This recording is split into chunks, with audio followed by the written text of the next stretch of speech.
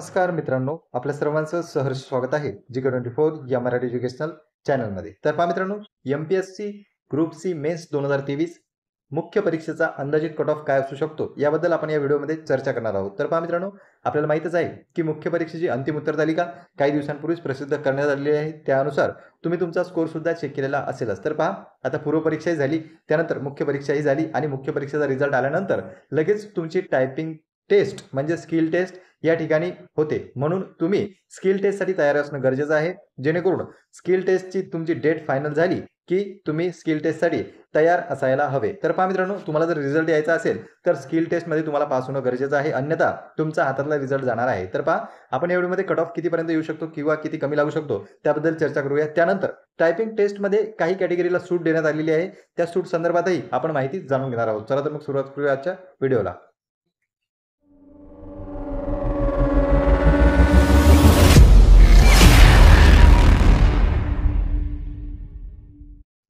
तर पहा मित्रांनो, टायपिंग टेस्टमधून किंवा टंकलेखन अर्हता धारण करण्यातून तात्पुरती सूट कोणत्या कॅटेगरीला आहे त्याबद्दल आपण ही माहिती जी आहे ही जाहिरातीमध्येच त्यांनी दिलेली आहे. तुम्ही पाहू शकता, दिव्यांग उमेदवाराने विहित टंकलेखन अर्हतेचे प्रमाणपत्र धारण केलेले नसेल तर शासन निर्णय सामान्य प्रशासन विभाग या ठिकाणी क्रमांक दिलेला आहे. 16 नोव्हेंबर 2016 नुसार टंकलेखनाची परीक्षा उत्तीर्ण होण्यासाठी त्याच्या नियुक्तीच्या दिनांकापासून 2 वर्षाचा कालावधी आणि 2 संधी ज्या आहेत त्या उमेदवाराला देण्यात आलेल्या आहेत. जर उमेदवार दिव्यांग कॅटेगरीमधून येत असाल तर पहा, या ठिकाणी टंकलेखनाची अर्हता जी आहे ती अनिवार्य नाही. म्हणून इतर कॅटेगरी सुद्धा ज्या आहेत त्यांना सुद्धा सूट आहे. मग दिव्यांग असो, माजी सैनिक, अनाथ, त्यानंतर प्रकल्पग्रस्त, भूकंपग्रस्त आणि पदवीधर अंशकालीन या प्रवर्गातून जर तुम्ही मोडत असाल तर तुम्हाला तात्पुरती सूट इथे देण्यात आलेली आहे. त्यानंतर बोलूया आपण आपल्या कट ऑफकडे.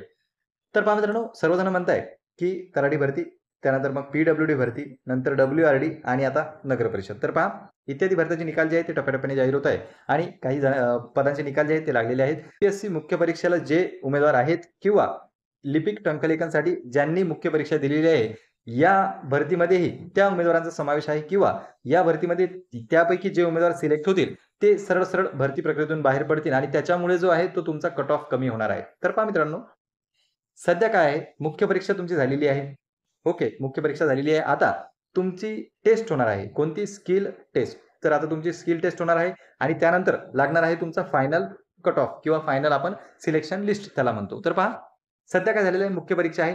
मुख्य परीक्षा जे अगोदरचे उमेदवार आहेत, मग ते तलाठीचे असो, त्यानंतर WRDचे असो, PWDचे असो, त्या उमेदवारांनी सुद्धा मुख्य परीक्षा दिलेली आहे. जरी ते स्किल टेस्टसाठी येणार नाहीत, त्यांचं सिलेक्शन तिथे झालेलं असलं कारणाने, पण त्यांनी मुख्य परीक्षा दिलेली आहे म्हणून मुख्य परीक्षेत त्यांचा ऑलरेडी सहभाग आहे. मग त्याचा कट ऑफवर काय परिणाम होणार आहे, तर स्किल टेस्टसाठी तुम्हाला कुठलाही त्या उमेदवाराचा फायदा होणार नाही, कारण की त्या उमेदवारांनी मुख्य परीक्षा दिलेली आहे. त्यांचे स्कोर नमूद केले जातील. 1:3चा सध्या रेशो आहे. या रेशो वाढवण्यासाठी प्रयत्न सुरू आहेत. तर पहा, 1:3चा रेशो सध्या घेतला जातो स्किल टेस्टसाठी. तर सध्या 1:3चा रेशो असल्या कारणाने त्याही उमेदवारांची नावे आपल्याला लिस्टमध्ये दिसू शकतात.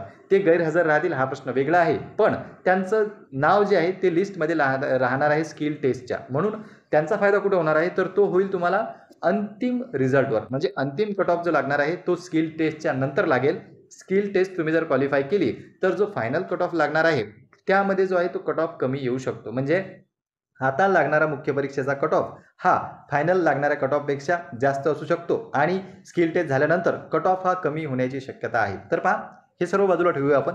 सध्या तुमच्यासाठी सेफ स्कोर किती आहे, तर पहा मित्रांनो, माझं वैयक्तिक मत आहे की तुम्ही जर कॅटेगरीमधून येत असाल आणि तुमचा स्कोर जर 100+ असेल तर तुम्ही स्किल टेस्टची तयारी करणं गरजेचं आहे. मग पहा, रिझल्टमध्ये तुमचं नाव येऊ नाही येऊ, स्किल टेस्टसाठी तुम्हाला बोलवण्यात येत टायपिंग जी आहे ती वाया जाणार नाही. किंवा कमीत कमी तुमचा स्कोर जर 100च्या जवळपास असेल तर तुम्ही 2 तास टायपिंग करणं गरजेचं आहे कॅटेगरीमधून जर तुम्ही येत असाल तर. आणि जर तुम्ही ओपन कॅटेगरीमधून येत असाल तर 120+ जरी तुमचा स्कोर असला तरी तुम्ही स्किल टेस्टची तयारी करायला हरकत नाही.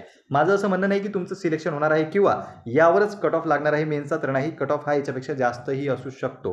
पण पहा मित्रांनो, तुम्ही स्किल टेस्टसाठी तयार असणं गरजेचं आहे, कारण की प्रत्येक वेळी मुख्य परीक्षेची संधी हरेकाला मिळत नसते. यामध्ये कोणीच प्रेडिक्ट केलं नव्हतं पूर्व परीक्षेला की 19 मार्कांवर कट ऑफ लागेल म्हणून. तर पहा, अशक्य गोष्ट या ठिकाणी झालेली आहे. त्यामुळे तुम्ही तयार असणं गरजेचं आहे, कारण की ऐन वेळेवर जर कट ऑफ कमी आला आणि तुम्हाला जर स्किल टेस्टसाठी संधी मिळाली, कारण की स्किल टेस्ट नंतर कट ऑफ हा मुख्य परीक्षेचा घसरू शकतो. आता स्किल टेस्टसाठी असणारा कट ऑफ हा फायनल कट ऑफ लागल्यानंतर कमी होण्याची शक्यता आहे. म्हणून तुम्ही ही संधी सोडता कामा नये. तुम्ही जी तुमची टायपिंगची रोजचा सराव आहे तो डेली करणं गरजेचं आहे. मग तुमचा स्कोर कमी असो किंवा जास्त असो, तर माझं वैयक्तिक मत आहे की तुम्ही जर 100 प्लसमध्ये असाल, तर तुम्ही स्किल टेस्टची तयारी ठेवावी आणि ज्यांचा स्कोर जर 150च्या पलीकडे असेल, तर त्यांनी 100% त्या ठिकाणी तयारी करणं गरजेचं आहे.